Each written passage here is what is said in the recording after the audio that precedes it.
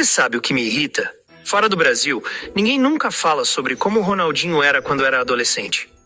As pessoas parecem acreditar que ele apareceu com 24 anos, pronto para ganhar a bola de ouro. Mas na verdade, ele já tinha 6 temporadas jogadas e 287 partidas entre clubes e seleções. E sendo sincero, você realmente acha que ele era diferente naquela época? Se você ler jornais antigos do Brasil, vai perceber que ele já era considerado o jogador mais carismático do mundo. O problema é que o mundo ainda não sabia disso. O único fato sobre sua época no Brasil que ganhou destaque foi quando, aos 13 anos, ele marcou 23 gols em um único jogo e foi parar nos jornais. Mas isso não significava muito.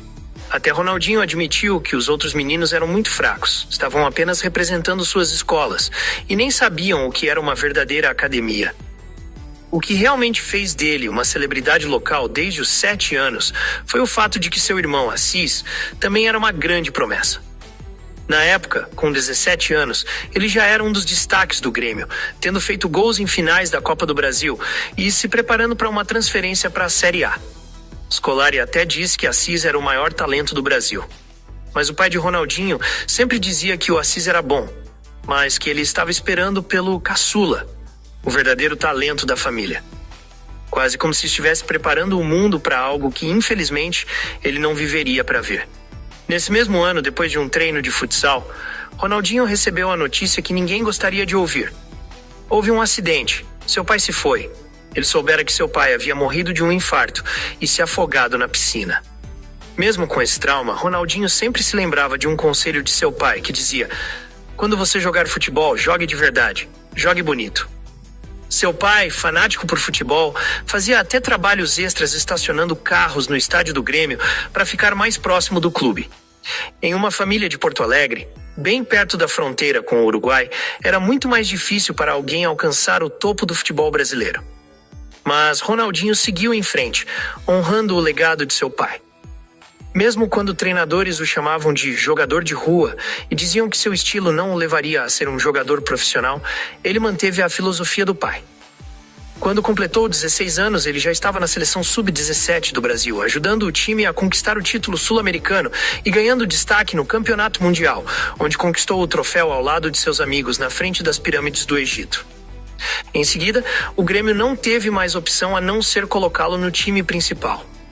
Durante seus treinos, os jogadores já comentavam sobre seu talento, e ele estreou em uma partida da Copa Libertadores contra o Vasco, com grande destaque, fazendo um escanteio que levou ao gol da vitória. Porém, no começo de sua carreira no time principal, ele teve dificuldades para ganhar tempo de jogo, mas no ano seguinte voltou do Mundial Sub-20 com uma medalha de bronze e logo se tornou um dos principais jogadores do Campeonato Gaúcho, com 9 gols nos primeiros 10 jogos. Sua ascensão foi rápida, e a torcida rapidamente o adotou como sua estrela. Nas semifinais do Gaúcho, Ronaldinho teve um desempenho incrível, marcando gols em casa e fora para levar o Grêmio à final contra o Internacional. Foi nesse jogo que ele provou para todo o Brasil que, apesar da sua juventude, não era para ser subestimado. No primeiro jogo da final, ele estava de olho em Dunga, capitão da seleção brasileira. A mídia local já dizia que o confronto era entre o antigo e o novo, e que um garoto não teria chances contra Dunga. Após o Grêmio perder a primeira partida, muitos duvidaram de Ronaldinho, mas no segundo jogo ele fez uma cobrança de falta incrível, empatando a partida e levando a decisão para o terceiro jogo. Dunga, no entanto, cometeu um grande erro ao criticar Ronaldinho depois de ser driblado de maneira humilhante. Isso fez com que Ronaldinho fizesse ainda mais questão de provar seu talento.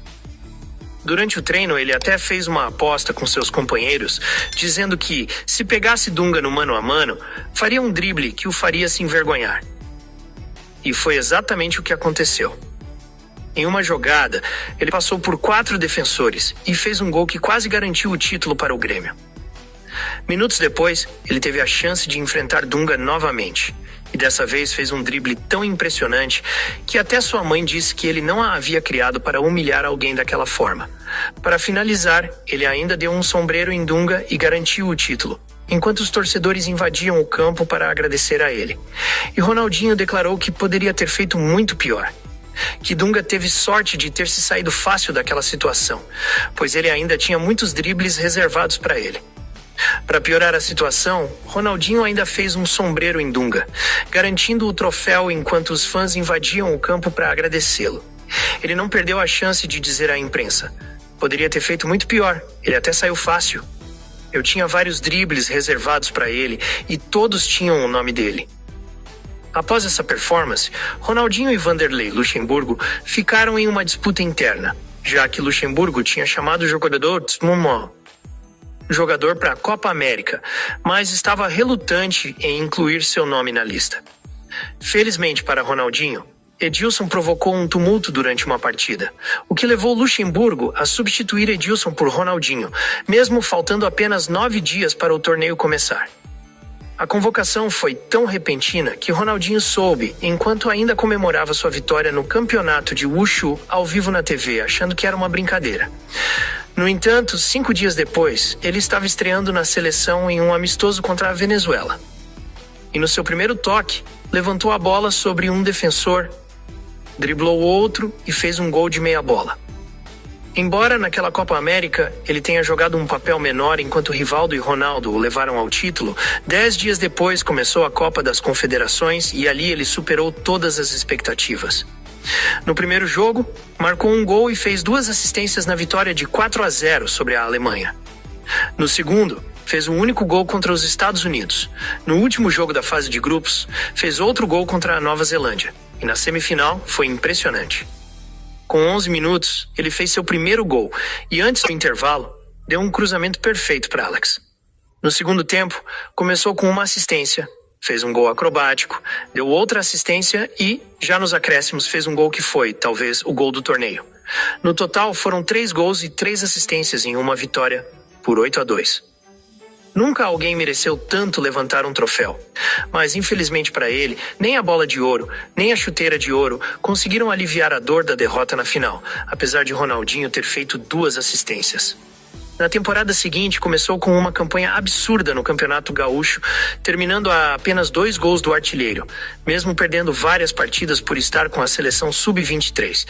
Em apenas 7 jogos no torneio pré-olímpico, fez 9 gols e 4 assistências. Isso chamou a atenção de clubes europeus, incluindo Barcelona, Milan, Real Madrid e PSV, que confirmou publicamente que pretendia torná-lo o sucessor de Romário e Ronaldo. O Leeds United chegou a fazer uma oferta de 30 milhões de euros, mas o Grêmio recusou, oferecendo a Ronaldinho um aumento de salário em troca de uma renovação contratual. Foi então que a situação explodiu. Ronaldinho recusou a renovação e, com a nova lei que permitia a negociação de transferências gratuitas, nos últimos meses de contrato prestes a ser implementada, ele e seu irmão, agora seu agente, estavam claramente planejando a saída. O Conselho do Grêmio pediu ao presidente do Brasil para adiar a aprovação da lei, mas, mesmo assim, após uma campanha olímpica decepcionante, onde o Brasil foi eliminado por Camarões, com 9 jogadores em campo, Ronaldinho voltou ao Grêmio e continuou impressionando. Marcou 8 gols na primeira fase do Campeonato Brasileiro e, nas oitavas de final, fez um gol de falta no primeiro jogo e deu a assistência para o gol fora de casa no segundo, colocando o time nas quartas. Lá fez os 3 gols da vitória, sendo 2 de falta e 1 de pênalti. Grêmio ficou a 1 passo da final, mas antes de Ronaldinho poder brilhar na próxima partida, o time estava perdendo por 2-0.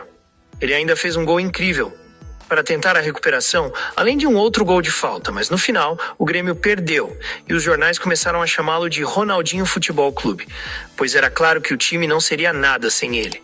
A situação se agravou, quando poucas semanas depois, Ronaldinho ficou em segundo lugar na eleição de melhor jogador do ano para Romário. Seu contrato estava entrando nos últimos 3 meses e, de repente, o PSG anunciou negociações com ele, um jogador que até então era totalmente inesperado. De repente, todos em Porto Alegre perderam a cabeça. O clube, ainda acreditando de forma ilusória que tinha algo a dizer sobre o assunto, até colocou um banner na frente do seu estádio que dizia: "Não vendemos jogadores estrelas, por favor, não insista." Mas, antes que percebessem, Ronaldinho já estava dando entrevistas em frente à Torre Eiffel, deixando tudo para trás, e escolhendo esperar por 6 meses em Paris, ao invés de ficar e lidar com o ódio, o que, ironicamente, só piorou a situação. Mesmo após um processo judicial, o Grêmio acabou recebendo apenas 7 milhões de euros pela transferência, e Ronaldinho foi literalmente vaiado em uma boate quando retornou à cidade. No entanto, ao chegar em Paris, a expectativa era gigantesca. Os jornais o chamavam de o jogador mais promissor do planeta. E os fãs estavam empolgados com a ideia de uma linha de ataque composta por Okocha, Nelk e Ronaldinho, acreditando que finalmente o PSG voltaria ao topo do futebol francês.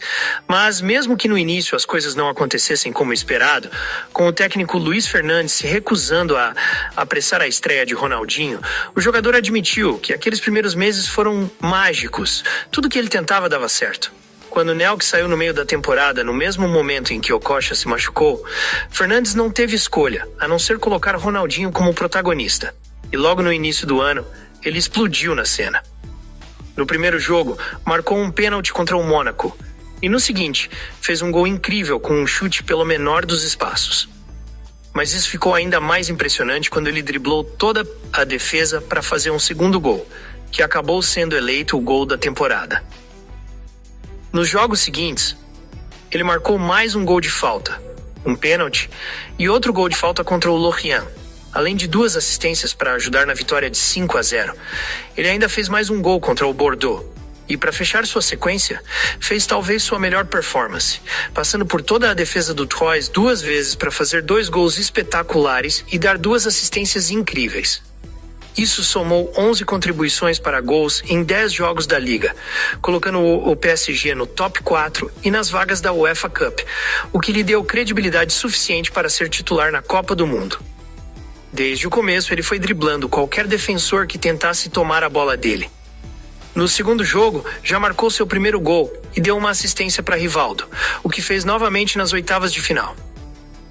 Se alguém ainda tinha dúvidas de que ele poderia competir com os grandes da história, isso se dissipou quando o Brasil estava perdendo por 1-0 para a Inglaterra, e ele, com a bola, passou por toda a defesa inglesa e assistiu Rivaldo para o gol. Poucos minutos depois, fez uma cobrança de falta inacreditável, deixando todos os comentaristas em choque. Yates, sem acreditar que aquilo tinha sido intencional. Mesmo sendo expulso minutos depois e levado para um teste antidoping, ele explicou depois em uma entrevista que, ao assistir aos vídeos dos jogos, percebeu que o goleiro adversário sempre saía da linha. E foi por isso que fez aquele gol. 7 dias depois de ficar de fora da semifinal contra a Turquia, ele entrou na final mais importante de sua vida. Ele deixou Ronaldo sozinho com Kahn, fez mais uma assistência, mas não conseguiu marcar seu nome nos holofotes. Mesmo assim, ele se tornou campeão mundial e, ao final do ano, ficou em 12º lugar no ranking da Bola de Ouro, apesar das críticas de seu treinador no PSG, que reclamava que Ronaldinho estava mais interessado na vida noturna de Paris do que no futebol, e que ele só aparecia nos grandes jogos. Contudo, ao olhar para trás, fica claro que suas atuações foram brilhantes. Desde outubro, ele começou a temporada com um gol clássico contra o Troyes. No jogo seguinte, deu ao PSG sua primeira vitória sobre o Marseille em 2 anos, marcando 2 gols, um deles de falta em um ângulo impossível. Depois, fez uma assistência em cada um dos 2 jogos seguintes, seguidos por mais um gol contra o Mônaco e assistências contra Lyon, Bordeaux e Lille, até marcar o gol da temporada contra o Trocbas Jangwon. Em uma partida fora de casa contra o Marseille, interceptou a bola, correu todo o campo e fez o gol. E no final do jogo, fez o mesmo de novo, driblando o goleiro, mas seu companheiro acabou roubando o gol. Com isso, levou o PSG à sua primeira vitória no Stade Vélodrome após 14 anos e completou uma sequência de 14 contribuições para gols em 14 jogos da Liga.